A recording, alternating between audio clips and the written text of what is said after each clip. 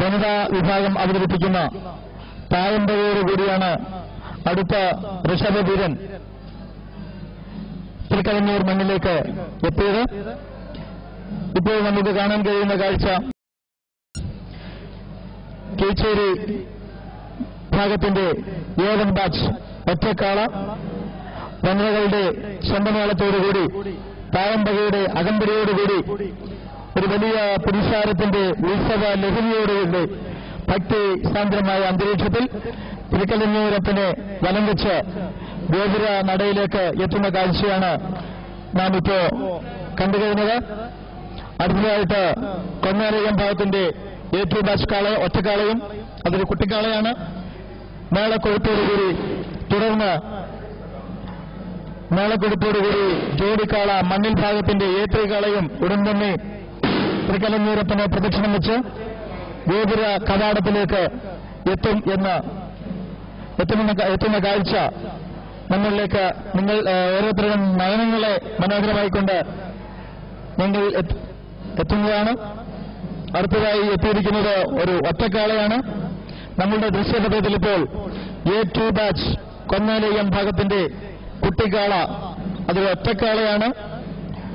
വളരെ ഗംഭീരമായ താളമേളങ്ങളുടെ അകമ്പടിയോടുകൂടി ഋഷഭവീരനെ കൊന്നാലയം ഭാഗം എഴുന്നള്ളിച്ചിരിക്കുകയാണ്.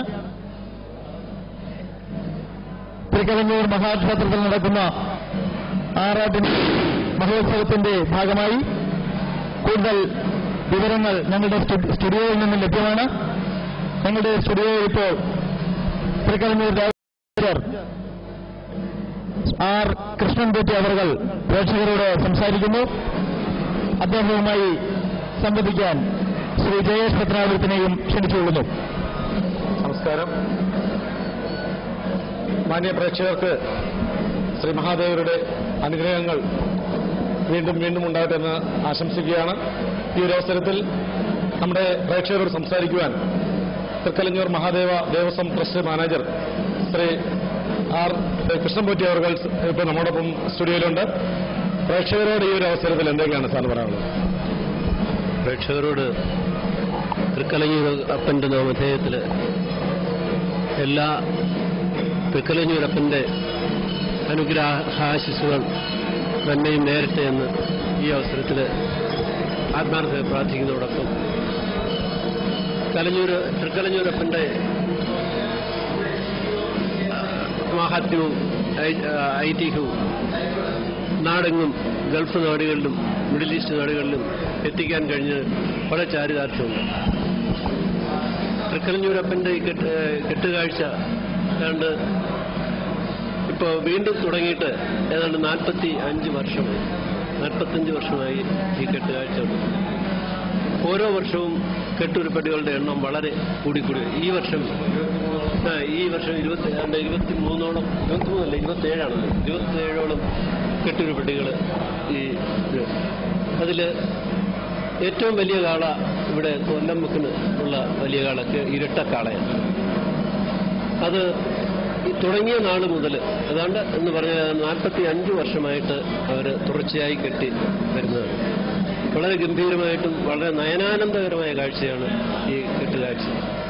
അതോടൊപ്പം തന്നെ ചക്കിട്ടയിൽ മുക്കിൽ അതുപോലെ പിന്നെ കീച്ചേരി മുക്ക് അങ്ങനെ പല ഭാഗത്തു നിന്നും അനേകം പ്രാവശ്യമുണ്ട്. തീർച്ചയായിട്ടും വിദേശ മലയാളികളാണ് നമ്മുടെ പ്രേക്ഷകരിലേറെയും.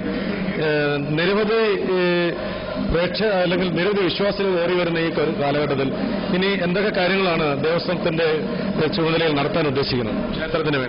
ക്ഷേത്രത്തിന് വേണ്ടി എല്ലാ വർഷവും തന്നെ ഓരോ ട്രസ്റ്റിന്റെ ഭാഗത്തു നിന്ന് ഞങ്ങൾ ഉദ്ദേശിച്ച ഒരു മാസ്റ്റർ പ്ലാൻ തയ്യാറാക്കിയിട്ടുണ്ട്.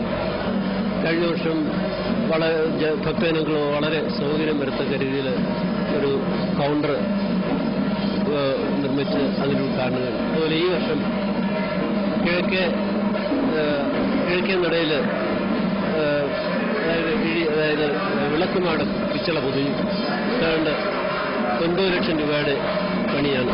അത് ചുറ്റും തന്നെ ഉദ്ദേശിക്കുന്നത്.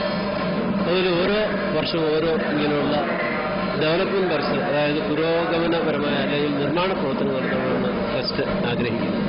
ഇപ്പോൾ ഭക്തജനങ്ങൾക്ക് കൂടുതൽ സൗകര്യം ഉണ്ടാക്കുക എന്നാണ് ട്രസ്റ്റിന്റെ ഏറ്റവും. വളരെ നന്ദി ഈ ഒരു അവസരത്തിൽ ഞങ്ങളോടൊപ്പം ഇത്രയും നേരം സഹകരിച്ചത്. എന്റെ വീട്ടിൽ സൂപ്പർ മാർക്കറ്റ് ഉണ്ട്, റെസ്റ്റോറന്റ് ഉണ്ട്, സ്വിമ്മിംഗ് പൂൾ. കൊച്ചി, തിരുവനന്തപുരം,